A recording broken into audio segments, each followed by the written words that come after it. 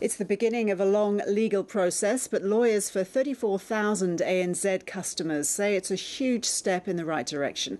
A federal court judge has given the go-ahead to Australia's largest class action, ruling that ANZ could be gouging its customers with the size of some of its fees. The move could potentially cost the bank millions, and it opens the door for customers of other banks to pursue their own institutions. Reporter Jeff Waters joins me now from Melbourne. So, Jeff, what did the judge say?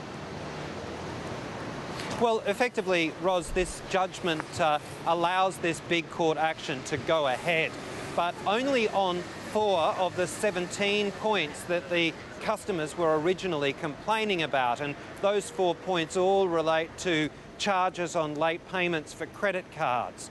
Of course, the customers were also wanting to take on the banks over overdraft fees and things like that. But with the ANZ Bank very likely to challenge this decision, and with the customers themselves likely to challenge it, to have those other points all wrapped in, then this court case is far from over.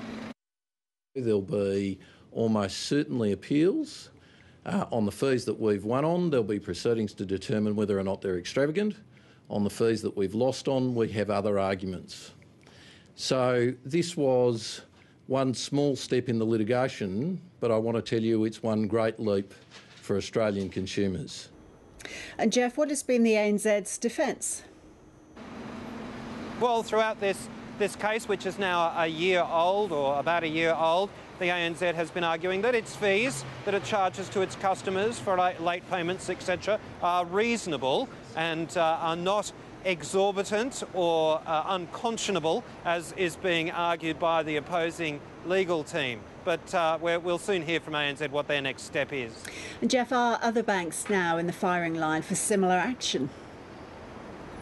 Well, the answer to that is almost certainly yes. I know for a fact that the Perth-based firm which started this class action has a list of scores of banks that it would like to take on, and the lawyers here today at Maurice Blackburn certainly said that they're preparing to make an announcement sometime very soon, but they wouldn't give us any names of which banks or a bank that they would be taking on next. All right, Jeff, thank you.